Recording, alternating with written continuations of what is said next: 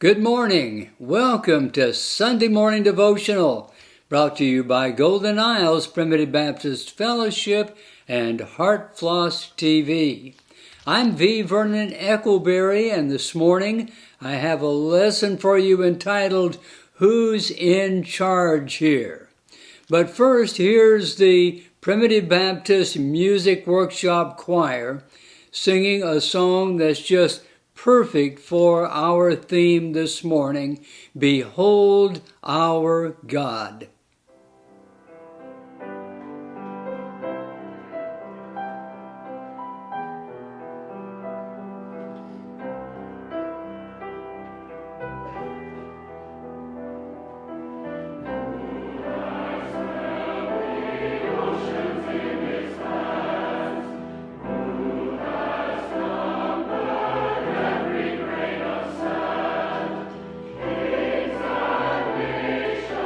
Strength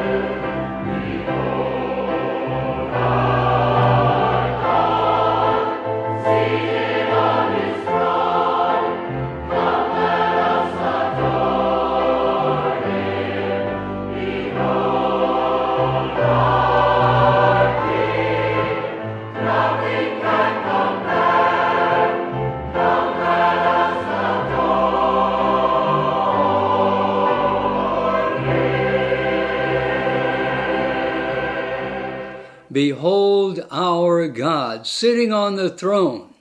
And that's our theme this morning. And our lesson is entitled, Who's in Charge Here? Have you ever asked that question or been asked that question? In Hillary Jordan's first novel, Mudbound, there's a character named Hap Jackson, and he's a sharecropper, but he's fallen on hard times. Just one thing after another has happened to him, and finally, in the midst of it all, he comes to his senses, and he entertains the thought that God has been talking with him, and he has God's monologue in his mind, and it goes this way. Hap, you better humble down now. You've been taking the blessing I've been giving you for granted. You've been walking around thinking you better than some folks because you ain't working on halves like they is. You've been forgetting who's in charge and who ain't. So here's what I'm going to do. I'm going to send a storm so big it rips the roof off the shed where you keep that mule you're so proud of. Then I'm going to send hail big as walnuts down on that mule, making that mule crazy, making it break its leg trying to bust out of there. Then, just so you know for sure it's me you dealing with, the next morning after you put that mule down and buried it, and you up on the ladder trying to nail on the roof that had been blown off the shed, I'm going to let that weak top rung, the one you ain't got around to fixing yet, I'm going to let it rot all the way through. So you fall off and break your leg. And I'm going to send Florence and Lily Mae to a birthing and the twins out to the far end of the field, so you laying there half a day. That'll give you time to think real hard on what I've been trying to tell you. Hap got the message that God was in charge and he wasn't. When I pick up the Brunswick Morning News, as I'm sure many of you do with your own newspaper, I'm astounded at how frequently bad news is the headline, or at least on the national news on the second or third page. After a while you begin wondering, well, we have a sovereign God, but why is he allowing all these things to happen? So let's begin then with the question, who's in charge here? And we'll go back 7 or 8 centuries to the time of Nebuchadnezzar II in Babylon, when the Jews were taken away captive and held there in exile, and among them was Daniel. And at this particular time, Nebuchadnezzar has had a dream, and Daniel interprets that dream. And he ends with this warning. That's recorded in Daniel 4:25. This is what he says to the king. They shall drive thee from men, and thy dwelling shall be with the beasts of the field, and they shall make thee to eat grass as oxen, and they shall wet thee with the dew of heaven, and 7 times shall pass over thee till thou knowest that the Most High ruleth in the kingdom of men, and giveth it to whomsoever he will. That sounds kind of like Hap's experience, doesn't it? And then Daniel further warns that after all of that, thou shalt have known that the heavens do rule. In other words, it's not you after all, King Nebuchadnezzar. Well, that had a temporary effect. It lasted about 12 months, rather. And we read further in the scripture at verse 29, at the end of 12 months he walked in the palace of the kingdom of Babylon. And this is what King Nebuchadnezzar said. Is not this great Babylon that I have built for the house of the kingdom by the might of my power and for the honor of my majesty? While the word was in the king's mouth, there fell a voice from heaven. So it is then. The king is bragging about all that he is and all that he's done.